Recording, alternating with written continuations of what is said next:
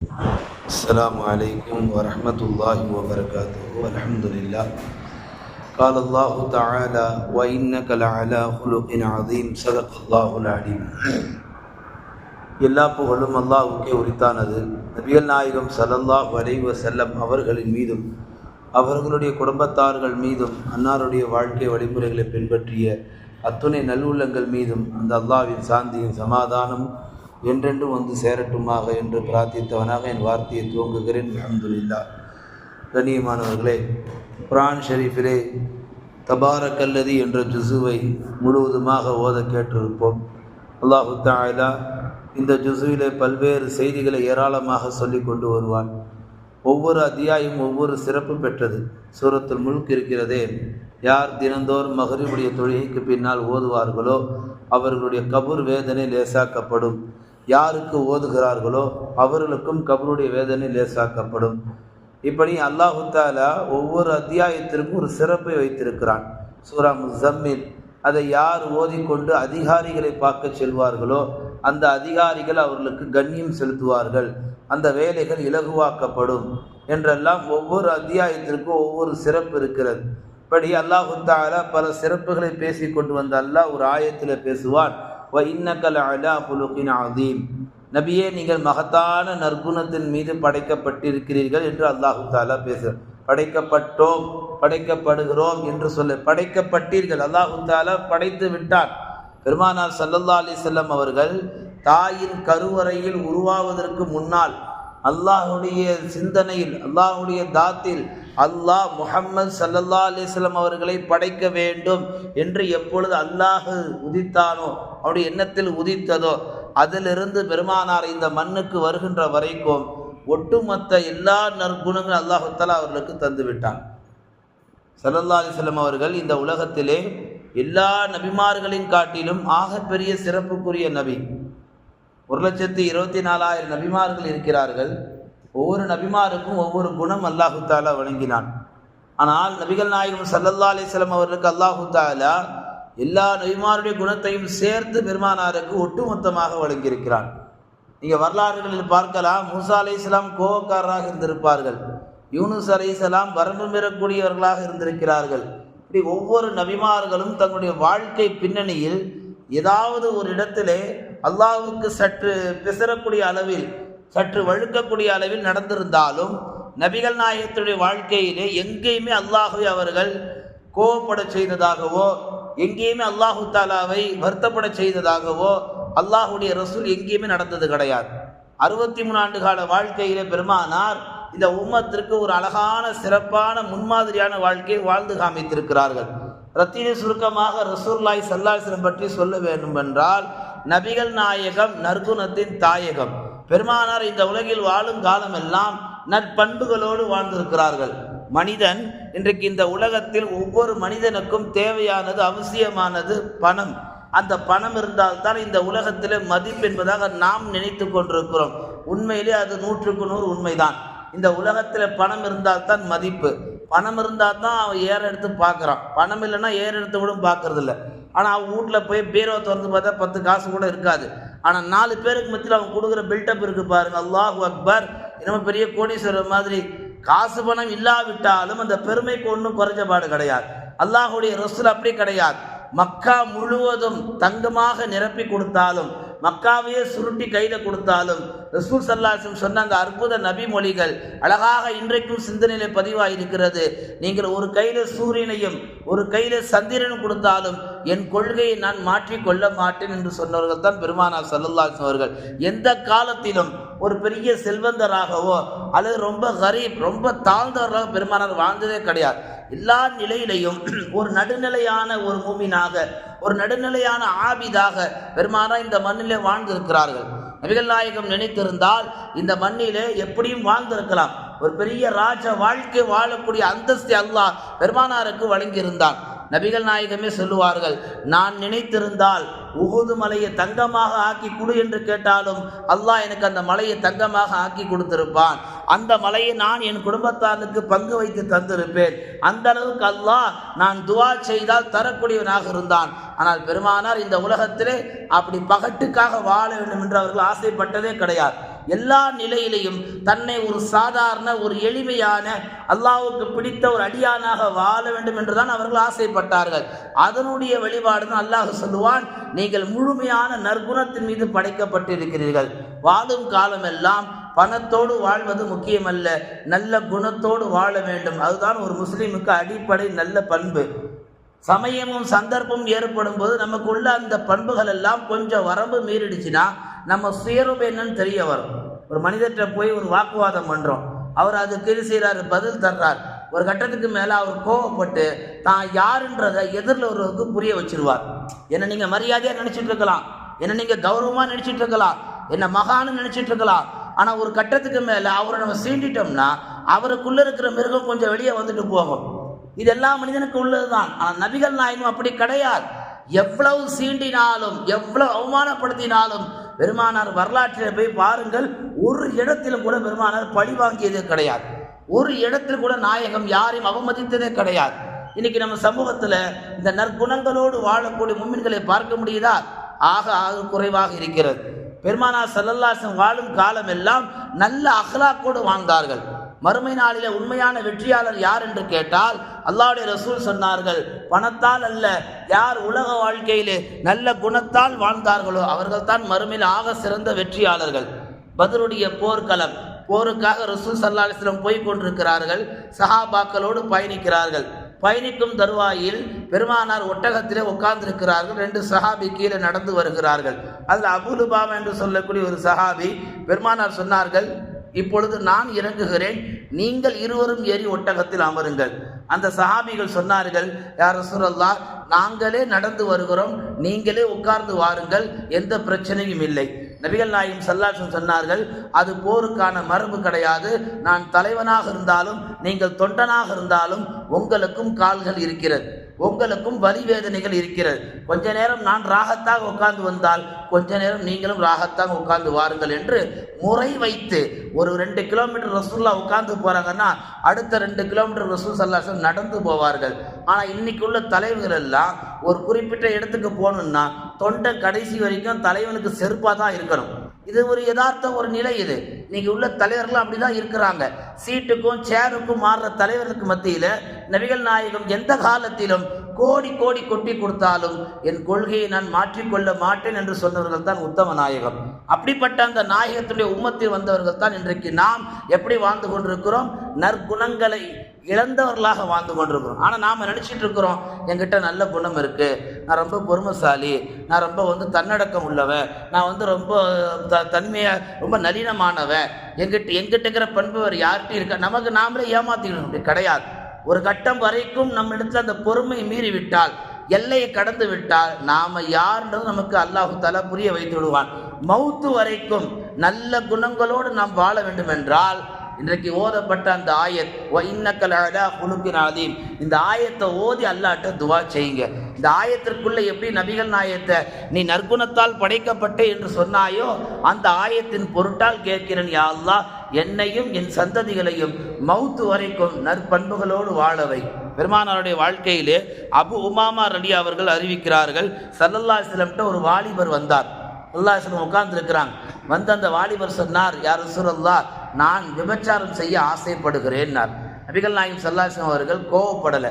இன்னைக்கு உள்ள யாராவது சொன்னாங்கன்னா, ஒன்றும் இல்லை, பள்ளியாசில் அஜர்த்து செவனேன்னு உட்காந்துக்கிறார் செவுத்து வரமா. அங்கே ஒருத்தர் அதில் உங்கள்கிட்ட ரொம்ப நாளாக ஒன்று கேட்கணும்னு டவுட்டு, என்னப்பா? ஒன்றும் இல்லை, ஒரு பொண்ணை சைட் அடிக்கலான்னு இருக்கிறேன், உங்களுடைய கருத்து என்ன அப்படின்னு கேட்டால் அஜத்துக்கு கோவம் வருமா வராதா? நபிகள் நாயகம் கோவப்படவே இல்லை. நாம் விளங்கிக்க வேண்டியது அதுதான். நாம் எவ்வளோ பெரிய அஜத்தாக இருந்தாலும் எவ்வளோ பெரிய மாஹிராக இருந்தாலும் நபிகள் நாயகத்தை கற்றுக்க வேண்டியது ஏராளமான செய்திகள் இருக்குது.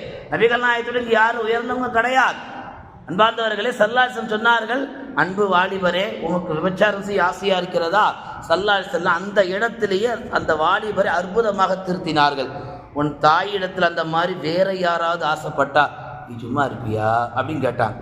ரசூல் அவர் ஜாடை பாடை வேறு மாதிரியா இருக்கும். ரசூல் அந்த பாவனையில் கேட்டாங்க. அவருக்கு சுருன்னு செருப்பால் அடித்த மாதிரி இருந்தது.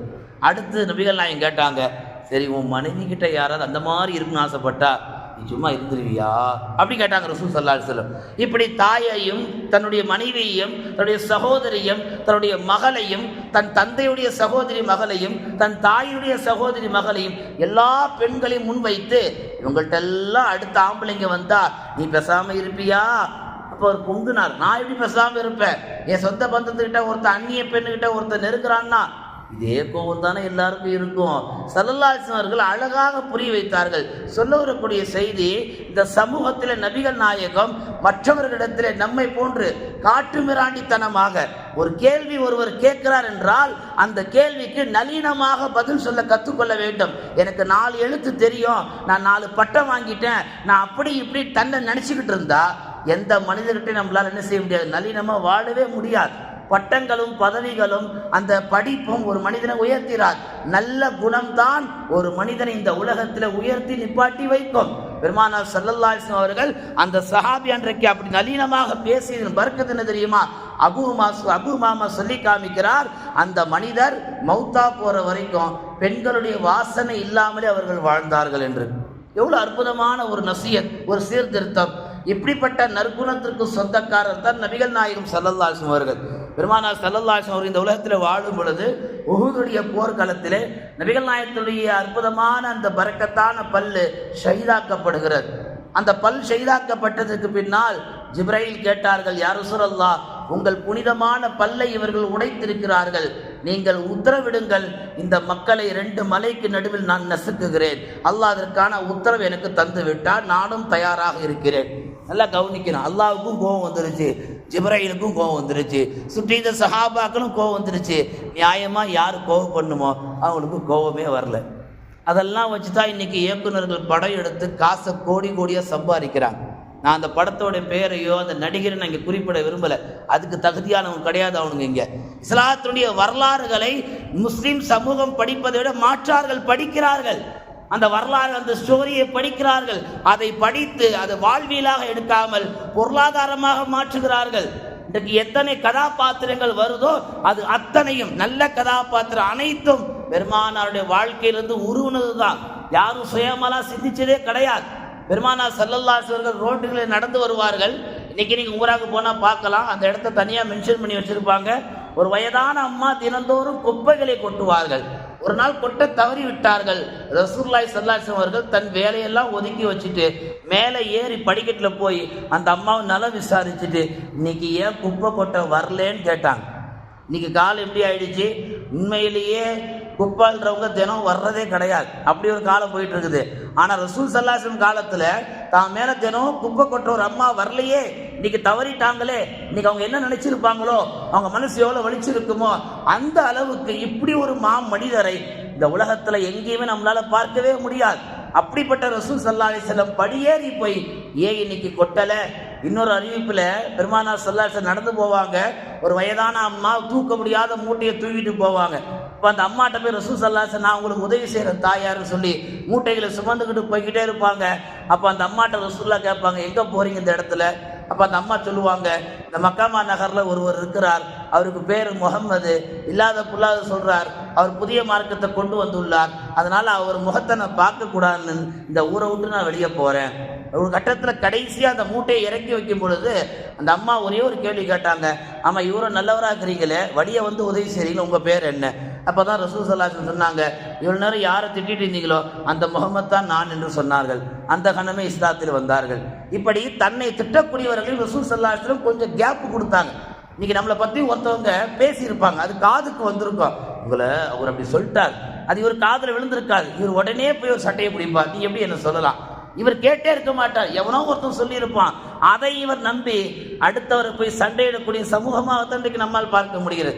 ஸல்லல்லாஹு அலைஹி வஸல்லம் அவர்கள் வாழும் காலம் எல்லாம் எல்லா நிலைகளிலும் இப்படி அற்புதமான ஒரு வாழ்க்கையை இந்த உம்மத்திற்கு வாழ்ந்து காமித்திருக்கிறார்கள்.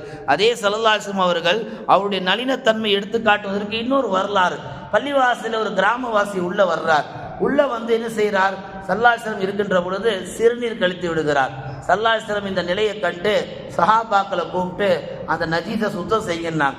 சஹாபாக்கள் ரசூலுல்லாஹ்வுடைய உத்தரவை ஒரு கட்டத்தில் மீறி அந்த சிறுநீர் கழிச்சவரை அடிக்க பாய்ச்சாங்க. ஸல்லல்லாஹு அலைஹி வஸல்லம் அதெல்லாம் தடுத்து அப்படி ஒன்றும் பண்ணாதீங்க, ஏன் அவர் அடிக்க போகிறீங்க? மனிதனாக பிறந்தா இயற்கை உபாதி தானே, எல்லாருக்கும் வர்றது தானே.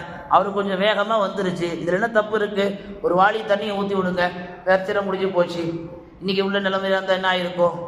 யாராவது பள்ளிவாசலில் ஏதாவது ஒரு சின்ன அசுத்தம் போட்டுட்டாலே அது எவ்வளோ பெரிய பூதாகரமாக வெடிக்கப்படுது.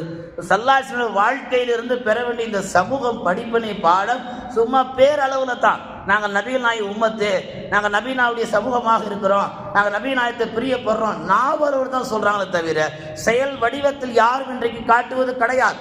பள்ளிவாசலில் உள்ளவர்கள் யாராக இருந்தாலும் பள்ளியில் ஒரு அசுத்தம் ஏற்பட்டால் அதை எல்லோரும் சுத்தம் செய்யணும். பள்ளிவாசல் முஅத்தினார் தான் செய்யணுன்றது வாஜிபு கிடையாது, ஃபர்லு கிடையாது. அவர் ஒரு குறிப்பிட்ட நேரத்துக்கு பாங்கு சொல்ல நியமிக்கப்பட்ட ஒரு ஆபித், ஒரு முஅத்தின், அவ்வளோதான். அவர் இல்லாத பட்சத்தில் யார் வேண்டுமானாலும் பாங்கு சொல்லலாம், யார் இன்னும் சுத்தம் செய்யலாம். அவர் தான் கடைசி வரைக்கும் சுத்தம் செய்யணும்னு சொல்லி நாம் விட்டுவிட்டால் பள்ளிவாசலுக்கு காலப்போக்கில் நஜீஸாக மாறிவிடும். ஸல்லல்லாஹு அலைஹி வஸல்லம் இதையெல்லாம் நமக்கு அற்புதமாக உணர்த்தி இருக்கிறார்கள். இப்படி சஹாபாக்களுக்கு மத்தியிலே ஒருவருக்கு ஒருவர் சண்டை ஏற்படக்கூடிய காலம் எல்லாம் பெருமானார் அதை அழகாக விளக்கக்கூடியவர்களாக இருந்திருக்கிறார்கள். அப்துல்லா பின் ஜாஃபர் ரலியல்லாஹு அவர்கள் சொல்லி காமிக்கிறார்கள், ஒரு தடவை நான் ரசூலுல்லாஹ்வுடைய வாகனத்திற்கு பின்னால் உட்கார்ந்து போய்கிட்டே இருக்கிறேன். இப்படி போய்கிட்டே இருக்கும் பொழுது ஸல்லல்லாஹு அலைஹி வஸல்லம் என்ன பண்ணாங்க, வாகனத்தை நிப்பாட்டிட்டு ஒரு தோட்டத்துக்குள்ளே போனாங்க. அங்கே உள்ளே போன உடனே ஒரு ஒட்டகம் ஸல்லல்லாஹு அலைஹி வஸல்லம் தன்னை பார்த்து அது கண்ணீர் வடித்தது.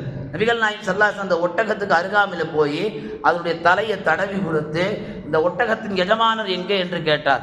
உடனே ஒரு அன்சாரி வந்து, நான் தான் யா ரசூலல்லாஹ், வாயில்லா பிராணிடத்தில் நீங்கள் அல்லாஹ்வை பயந்து கொள்ளுங்கள், அல்லாஹ்வுக்கு நீங்கள் நன்றி செலுத்துங்கள். இந்த வாயில்லா பிராணி அழக்கூடிய இந்த நிலை ஆக மோசமான நிலை. இந்த வாயில்லா பிராணி நீங்கள் சித்திரவாதம் செய்தால் இதை விட பன்மடங்கு அல்லாஹ் உங்களை நாளை மறுமையில் சித்திரவாதம் செய்வோம் என்று சொல்லி ஒரு அன்சாரி சஹாபியே, நம்மளை போல சாதா சீதா இருந்தா பரவாயில்ல, ரசூலுல்லாஹ்வை நேருக்கு நேர் பார்க்கக்கூடிய நிகழ்காலத்தில் வாழ்ந்த ஒரு சஹாபியினுடைய அந்த தவறை அது ஒரு வன்மையாகவும் கண்டிக்காம, அது ஒரு கோபமாகவும் எடுத்து உரைக்காம, நாசூக்கா அந்த ஒட்டகத்தையும் தடவி கொடுத்து அதை மேய்க்கக்கூடிய அந்த ஒட்டக மேய்ப்பாளர் அந்த உரிமையாளரையும் அற்புதமாக வழிநடத்தி திருத்தினார்கள் என்றால், பெருமானார் எல்லா காலகட்டத்திலும் எல்லா பிரச்சனைகளுக்கும் தான் ஒரு முன்மாதிரியாக வாழ்ந்தார்கள் என்பதற்கு இதெல்லாம் ஒரு வரலாறாக இருக்கிறது. அதே போல பெருமானார் ஸல்லல்லாஹு அலைஹி வஸல்லம் அவர்கள் மஸ்ஜிது நபவியில இது போல மெம்பர் படியில் ஒரு பேரிச்ச மரத்தினுடைய மட்டையில் உட்கார்ந்து ரசூல் ஸல்லல்லாஹு அலைஹி வஸல்லம் குத்பா நிகழ்த்துவாங்க. ஒருத்தர் வந்து சஹாபி ரசூல்லாட்ட வந்து, யா ரசூலல்லாஹ், உங்களுக்கு நான் ஒரு அழகான மெம்பர் செஞ்சு தரட்டுமா அப்படின்னு கேட்டு ரசூல் ஸல்லல்லாஹு அலைஹி வஸல்லம் செஞ்சு கொடுங்கன்னா மெம்பர் படி செஞ்சு கொடுக்கப்பட்டது. அந்த ஏற்கனவே இருந்த பழைய அந்த மெம்பர் படியை கொஞ்சம் அகற்றப்பட்டது.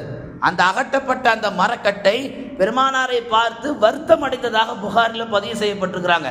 அந்த பேரிச்ச மரம் என்ன செய்துதான், இத்தனை நாள் வரைக்கும் என் மீது ரசூல் உட்கார்ந்து பயான் செய்தார்கள், என் மீது குத்பா நிகழ்த்தினார்கள், இப்பொழுது அந்த பர்க்கத்தை நான் இழந்து விட்டேன் என்று ஒரு உயிரில்லா ஒரு மரக்கட்டை என்ன செய்கிறது, பெருமானார் மீது ஏற்பட்ட அந்த களங்கத்தை நாயகம் உணர்கிறார்கள் என்றால் எந்த அளவுக்கு அல்லாஹு தஆலா பெருமானாரை வைன்னக்கல அலா ஹுலுகின் அலீம், நற்குணத்தின் மீது படைக்கப்பட்டிருப்பார் என்பதை நாம் விளங்கிக் கொள்ள வேண்டும். உயிரில்லா ஒரு விஷயம், உயிரில்லா ஒரு வஸ்து, அது கவலைப்பட நமக்கு தெரியுமா? இப்போ நிற்கிது இந்த ஃபேனு, இது என்ன கவலை நம்மளால சொல்ல தெரியுமா? தெரியாது. இந்த மெம்பர் படி கவலை நமக்கு தெரியுமா? தெரியாது. ஆனால் நபிகள் நாயகம் இவையெல்லாம் உணர்ந்தார்கள். உயிரில்லா வாயில்லா ஜீவன்கள், உயிரற்ற பொருட்கள், இவைகளெல்லாம் பெருமானார் மீது வருத்தப்படுவதை நாயகம் வாழும் காலத்தில் உணர்ந்து அவைகளுக்கு தடவக்கூடியவர்களாக, அவைகளுக்கு ஆறுதல் சொல்லக்கூடியவர்களாக இந்த மண்ணில் அவர்கள் வாழ்ந்திருக்கிறார்கள். பெருமானார் ஸல்லல்லாஹு அலைஹி வஸல்லம் அவர்கள் வாழ்ந்த காலத்திலே இன்னொரு சஹாபி சாயிப் இப்னு யஸீத் ரலியல்லாஹு தஆலா அவர்கள் நாயகத்திடத்தை வந்தார். தன்னுடைய சொந்த ஒரு அக்கா மகளை கூட்டிட்டு வர்றார். கூட்டியாந்துட்டு, யா ரசூலல்லாஹ், இவர்களுக்கு உடம்பு சரியில்லை அப்படின்னு சொன்னவொடனே ரசூல் ஸல்லல்லாஹு அலைஹி வஸல்லம் அந்த சாயிபுன்னு சொல்லக்கூடிய அந்த சஹாபியை தலை தடவி கொடுத்து அவர்களுக்கு துவா செஞ்சாங்க. ஒரு காலகட்டத்தில் அவங்க செஞ்ச அந்த துவாவின் பர்க்கத்தால் சஹாபாக்கள் சொல்கிறாங்க, அந்த சஹாபி 94 வயசு வரைக்கும் உடம்புல கால்களில் சக்தி இல்லாமல் நான் பார்த்ததே கிடையாது. நல்லா நிமிர்ந்து நடப்பாங்க, கூன் விழுந்து நான் பார்த்ததே கிடையாது. நல்ல எல்லா வேலையும் சுறுசுறுப்பாக செய்வாங்க. அந்த சஹாபி சொல்கிறார், நபிகள் நாயகத்துடைய துவா தான் என்னை இவ்வளவு வலிமையாக இத்தனை ஆண்டு காலம் வாழ வைத்தது. ரசூல் ஸல்லல்லாஹு அலைஹி வஸல்லம் பண்பை பாருங்க. தன்னிடத்துல ஒருவரை நோயற்றவர் அழைத்து வருகிறார்கள். தனக்கு 1000 வேலைகள் இருந்தாலும் அந்த நோயாளிக்கான நேரத்தை ஒதுக்கி அந்த நோயாளிக்காக துஆ செய்தார்களே, அப்படிப்பட்ட அந்த மாண்பு, அந்த பண்பு ரசூலுல்லாஹ்கிட்ட நம்மால் ஏராளமாக பார்க்க முடியும். சில பள்ளிவாசல்ல நம்ம பார்க்கிறோம், எத்தனையோ மாற்றார்கள் தண்ணி ஓதுவதுக்காக வர்றாங்க. அவங்கள ஹேண்டில் பண்றது விதம் இருக்குது, ரொம்ப மோசமான விதம். நம்ம எல்லாமே கரைச்சி குடிச்சா மாதிரி, இப்படி மேலே காக்கா ஊதுற மாதிரி, இதெல்லாம் எவ்வளோ பெரிய ஒரு மோசமான பண்பு தெரியுமா? நின்று 4 சூறாவை நிம்மதியாக ஓதி அந்த தண்ணியில் ஊதி நாம் கொடுத்தா அவங்க எவ்வளோ ஷிஃபா எடுத்துகிட்டு போகிறாங்க தெரியுமா? சில பள்ளிவாசலில் நடக்குது. நம்பி வரக்கூடிய மற்ற சமுதாய மக்களை அவமதிக்கக்கூடிய சில மோசமான உள்ளங்கள் நம்மளோடு வாழ்ந்து கொண்டு தான் இருக்கிறார்கள். ஆனால் நபிகள் நாயகம் அப்படி கிடையாது. யார் வந்தாலும் அவர்களுக்கான முழு மரியாதையை கொடுக்கக்கூடியவர்களாக வாழ்ந்திருக்கிறார்கள். பெருமானாருடைய வாழ்க்கை வரலாற்றில் இன்னொரு செய்தி, பெருமானாரை ஒருத்தர் அப்போ தான் முதல்ல சந்திக்க வர்றார். வாழ்க்கையில் அப்போ தான் சந்திக்கிறார். அப்போ சந்திக்க வரும் பொழுது அவர் என்ன சொல்கிறாரு, இதுக்கு முன்னாடி எந்த தலைவர்கள் நான் பார்த்தாலும் கையை அப்படி கட்டிக்கிட்டு தான் நாங்கள் நிற்போம், அந்த பண்பில் அந்த பயத்தில் நான் அப்படி நிற்கிறேன், யாரும் சொல்லான்னார். நபிகள் நாயகம் ஸல்லல்லாஹு அலைஹி வஸல்லம் சொன்னாங்க, முதல்ல கையை கட்டுறதை அவுத்து விடுங்க அப்படின்னாங்க. நம்மள நிறைய பேர் பார்த்தீங்கன்னா கையை கட்டிட்டு நிற்பாங்க. அது அல்லாஹ்வுக்கு முன்னாடி தான் அப்படி நிற்கணும், வேறு யாருக்கு முன்னாடி நிற்க. ரசூலுல்லாஹ் சொல்ல வருவது அதுதான். அடுத்து ரசூலுல்லாஹ் சொன்னார்கள், நீர் நினைப்பது போன்று நான் பெரிய மன்னரும் கிடையாது, பெரிய தலைவர் என்று சொல்லிக்கொள்ளவும் கிடையாது. சாதாரண குடும்பத்தில் பிறந்த உணர்ச்சி இறைச்சியை சாப்பிட்டு சாதாரண ஒரு குடும்பத்தில் வந்த ஒரு சாதாரண மகன் என்று தன்னை பெருமானார் எளிமையாக அறிமுகப்படுத்தி கொண்டார் என்று சொன்னால், இன்னைக்கு நம்மகிட்ட எவ்வளோ பெரிய வாழ்க்கை போய் கொண்டிருக்கு. தன்னை நம்பி யாராவது ஒருத்தவங்க வந்துட்டா, அல்லது தனக்கு கல்யாணம் முடிச்சு வைக்கிற மனைவிட்ட நாம் காட்டுற அந்த வீரம் இருக்கு. சில பேர் சொல்லுவாங்க, ஏய் முதல் நாள்லேயே மனைவி அடக்கி வை, அப்போ தான் வாழ்நாள் முழுக்க உனக்கு அடங்கி இருப்பா. இது யாரோ ஒருத்தவங்க சொல்லிட்டு போயிடுறாங்க. முதல் நாளில் இவன் போடுற பாம்பு அந்த அம்மா மூத்தா போகிற வரைக்கும் புருஷன் வண்டி சத்தம் கேட்டாலே இங்கே நடுங்க ஆரம்பிச்சிருது. ஏன் இந்த மாதிரி அடக்குமுறை? இந்த மாதிரி அடக்குமுறையெல்லாம் நபிகள் நாயகம் காலத்தில் அல்லது நபிகள் நாயகம் வாழ்க்கையில் எங்கேயுமே நம்மளால் பார்க்க முடியாது. ஆனால் இன்றைக்கி நம்ம பார்க்குற முஸ்லீம் சமூகத்தில் அதில் ஒரு பெருமையாக சொல்லிக்கிறாங்க. என் மருமகன் வந்தால் எங்கள் மாமியார் போய் ஒளிஞ்சுப்பாங்க, என் வீட்டுக்கார் வந்தால் என் மகன் எங்கே இருக்கிற இடமே தெரியாது, எங்கள் வாப்பா வந்தால் நாங்களாம் போய் ஒளிஞ்சிப்போம். இந்த மாதிரி அடக்குமுறையோடு இந்த மண்ணில் ரசூல் ஸல்லல்லாஹு அலைஹி வஸல்லம் வாழ்ந்ததாகவும் இல்லை, அப்படி யாரையும் ரசூல்ல வாழ சொன்னதும் கிடையாது. ஸல்லல்லாஹு அலைஹி வஸல்லம் வாழ்க்கையில் அடுத்து நீங்கள் பார்த்தீங்கன்னா, அப்துல்லா இப்னு அம்ர் இப்னு ஆஸ் என்று சொல்லக்கூடிய ஒரு சஹாபி அவர்கள் அறிவிச்சு கொடுக்குறாங்க. ஸல்லல்லாஹு அலைஹி வஸல்லம் ஒரு முறை வந்து சொல்கிறார், யா ரசூலல்லாஹ், எனக்கு ஏதாவது நீங்கள் உபதேசம் செய்யுங்கள். ஸல்லல்லாஹு அலைஹி வஸல்லம் சொன்னார்கள், உங்களுடைய பெற்றோர்களை நீங்கள் கண்ணியமாக நடத்துங்கள், உங்கள் பெற்றோர்களுக்கு அற்புதமான பணிவிடை செய்யுங்கள், உங்களிலே பெரியவர்களுக்கு நீங்கள் எப்போதும் கண்ணியத்தோடு இருங்கள். அந்த சஹாபியை பற்றி ஒருத்தர் ரசூலுல்லாஹ்ட்ட புகார் கொடுத்துட்டார். யாரை பற்றி? அப்துல்லா இப்னு அம்ர் இப்னு ஆஸ் என்று சொல்லக்கூடிய சஹாபியை பற்றி. என்ன புகார்னா, இவர் குடும்பத்தை கவனிக்கிறதே இல்லை. ஸல்லல்லாஹு அலைஹி வஸல்லம் அந்த சஹாபியை கூப்பிட்டு சொன்னாங்க, அம்ர் இப்னு ஆஸை, இங்கே வாப்பா, 5 வேளையும் தொழுவணும், நேரம் கிடைக்கும்போது குடும்பத்தையும் கவனிக்கணும், கொஞ்ச நேரம் ஓய்வு எடுக்கணும், நேரம் கிடைக்கும்போது நோன்பு வைக்கணும், கொஞ்ச நேரம் அல்லாஹ்வை வணங்கணும், கொஞ்ச நேரம் குடும்பத்துக்காக வேண்டி செலவு செய்யணும், உங்கள் உடம்புக்கு செய்ய வேண்டிய ஹக்கு இருக்கு, இதெல்லாம் நீ செஞ்சாதான் பரிபூர்ண முஃமின் என்று தன்னை பற்றி ஒரு சஹாபியை பற்றி ஒரு கம்ப்ளைண்ட் கொடுக்கிறார். ஸல்லல்லாஹு அலைஹி வஸல்லம் உதாசீனப்படுத்தலை. இன்னைக்கு நம்ம மஹல்லால அல்லது நம்ம குடும்பத்தில் யாரை பற்றியாவது ஒரு அவதூறு அல்ல ஒரு சின்ன ஒரு புகார் சொன்னால், அதெல்லாம் எங்கே கேட்க நேரம் இருக்குது, அவன் அப்படியே ஒழிஞ்சு போகிறான், அப்படியே நாசமாக போகிறான், அப்படி நம்மள நிறைய பேர் அதை கடந்து உதாசீனப்படுத்திட்டு போகிறதுனால தான் நிறைய பேர் இன்னைக்கு தாந்தோழிதனமான வாழ்க்கையை வாழ்ந்து கொண்டிருக்கிறார்கள். நபிகள் நாயகத்துக்கிட்ட யார் வந்து நின்றாலும் பெருமானார் எந்த ஒன்றையும் அவமதிக்க மாட்டார்கள், எந்த ஒன்றையும் வீணாக கருத மாட்டார்கள், எல்லாவற்றுக்கும் முக்கியத்துவம் தரக்கூடியவர்களாக இருந்தார்கள். அதே பெருமானார் ஸல்லல்லாஹு அலைஹி வஸல்லம் பாதையில் நடந்து போகும் பொழுது ஒரு கிராமவாசியை சேர்ந்தவர் பெருமானாற்றை வந்துட்டார். சந்திக்க வந்தபோது நபிகள் நாயகம் சொன்னாங்க தன்னுடைய மனைவிமார்கள்ட்ட, இவருக்கு இன்னைக்கான விருந்துக்கு ஏற்பாடு பண்ணுங்க. மனைவிமார்கள் சொன்னாங்க, யார் ரசூலுல்லாஹ், வீட்டில் தண்ணியை தவிர வேற ஒன்றுமே இல்லை. யோசிச்சு பாருங்க, உலகத்தினுடைய சர்வதேச தலைவருடைய குடும்பத்தில் ஒரு குடிக்கிற தண்ணியை தவிர வேற எந்த உணவுமே கிடையாது. அந்த அளவுக்கு வறுமையில வாழ்ந்தாங்க. மனைவிமார்கள் சொன்னாங்க, என் குடும்பத்தில் ஒன்றுமே இல்லை யார் ரசூலுல்லாஹ். நபிகள் நாயகம் அவர் அப்படியே கடை வீதிக்கு அழைச்சிட்டு வந்து, இவருக்கு யார் இங்கே உங்களில் விருந்து தர்றீங்க? ஒரு சஹாபி எந்திரிச்சார், அபு தல்ஹா. அவர் தான் வீட்டுக்கு அழைச்சிட்டு போனார். தன்னுடைய மனைவிட்டு சொன்னார், இந்த மாதிரி ஒரு சஹாபி ரசூலுல்லாஹ்வுடைய விருந்தாளி, நாம் அவங்கள கண்ணியப்படுத்தணும். அந்த அடிப்படையில் இன்று இரவு வீட்டில் என்னென்ன உணவு இருக்கோ அது எல்லாத்தையும் எடுத்து வை, கூட கொஞ்சம் விளக்கையும் சேர்த்து எரிய வை அப்படின்னாங்க. அந்த அம்மா சொன்னாங்க, இருக்கிற உணவு நமக்கும் பிள்ளைகளுக்கு தானே இருக்குது, நீங்கள் விருந்தாளி வேற கூட்டு வந்துட்டீங்க. அந்த சஹாபி சொன்னார், அபூ தல்ஹா, இல்லை, ரசூலுல்லாஹ்வுடைய விருந்தாளி நாம் கண்ணியப்படுத்தி ஆக வேண்டும், நமக்கு இல்லாவிட்டாலும் பரவாயில்லை, வந்தவரை கண்ணியப்படுத்தணும் என்று சொல்லி உணவுகளை எடுத்து வச்சாங்க. குழந்தைங்க பசியில் துடிக்கிறாங்க. கணவர் சொல்றார், பிள்ளைங்க துடிச்சா அவங்கள தூங்க வச்சிரு. எப்படிப்பட்ட வாழ்க்கை பார்த்தீங்களா? தன்னுடைய சொந்த குடும்பத்தில் பிள்ளைகளுக்கு உணவு தராமல் தனக்கு இருக்கிற உணவை தான் சாப்பிடாம ஒரு விருந்தாளியை கண்ணியப்படுத்துகிற அந்த மாண்பு ரசூலுல்லாஹ் சொல்லிட்டாங்க என்பது ஒரே காரணத்திற்காக அந்த கணவர் சொல்றார், அபூ தல்ஹா, நீங்கள் என்ன செய்யுங்கள், விளக்கை ஏற்றி வையுங்கள், வந்த விருந்தாளி சாப்பிட்டு இருப்பாங்க, நீங்கள் விளக்கு பக்கத்தில் போய் லைட்டாக விளக்கை அட்ஜஸ்ட் பண்ணுற மாதிரி, விளக்கை சரி பண்ணுற மாதிரி கிட்ட போய் விளக்கை ஒரேடியாக அணைச்சிருங்க. அபூ தல்ஹா சொல்றார் தன் மனைவிட்ட. அவங்களும் அதே மாதிரி விளக்கு அணைச்சிட்டாங்க. வந்தவங்க வயிறார சாப்பிட்டுட்டு போயிட்டாங்க. மறுநாள் காலை சமூகத்திலே ரசூல் ஸல்லல்லாஹு அலைஹி வஸல்லம் சொன்னார்கள், அபூ தல்ஹாவை பார்த்து, நேற்றைக்கு இரவு நீங்கள் நடந்து கொண்ட அந்த அற்புதமான அந்த நடத்தையை பார்த்து அல்லாஹ்வே சிரித்து விட்டான், அல்லாஹ்வே மகிழ்ச்சி அடைந்து விட்டான். எனவே உங்கள் விஷயத்தில் அல்லாஹு தஆலா வஹி இறக்கி விட்டார் என்று சொல்லி பெருமானார் ஸல்லல்லாஹு அலைஹி வஸல்லம் அவர்கள் அந்த சஹாபியை பாராட்டி தள்ளினார்கள். என்றால் நாம் பார்க்க வேண்டிய, கவனிக்க வேண்டிய விஷயம், நபிகள் நாயகம் மட்டும் நற்குணத்தோடு வாழவில்லை, தன்னை சுற்றி இருப்பவர்களையும் நற்குணத்தோடு வாழ வைத்தார்கள். அப்படிப்பட்ட வாழ்க்கையைத்தான் நமக்கும் அல்லாஹ்வும் அல்லாஹ்வுடைய ரசூலும் வாழ சொல்லுகிறார்கள். வெறுமனே நபிகள் நாயகம் நற்குணத்தின் தாயகம் என்ற தலைப்பில் ஒரு அரை மணி நேரம் நாம் பேசுறதுனாலையோ அல்லது நீங்கள் கேட்கறதுனாலையோ நாம் நற்குணவாதியும் ஆயிட முடியாது. வாழும் காலமெல்லாம் ரசூலுடைய நற்பண்புகள் என்ன என்பதை ஆராய்ந்து ஒவ்வொரு நற்பண்புகளோடு வாழ்வதற்கு நாம் முயற்சி செய்தால் அல்லாஹு தஆலா அப்படிப்பட்ட ரசூலுல்லாஹ் வாழ்ந்த வாழ்க்கை நம்மளையும் வாழ வைப்பான். அப்படி வாழக்கூடிய தௌஃபீக்கை வல்ல ரஹ்மான் நம் எல்லோருக்கும் தருவான் என்று கூறி என் வார்த்தையை நிறைவு செய்கிறேன். ஆமீன். வ ஆகிரு தஅவானா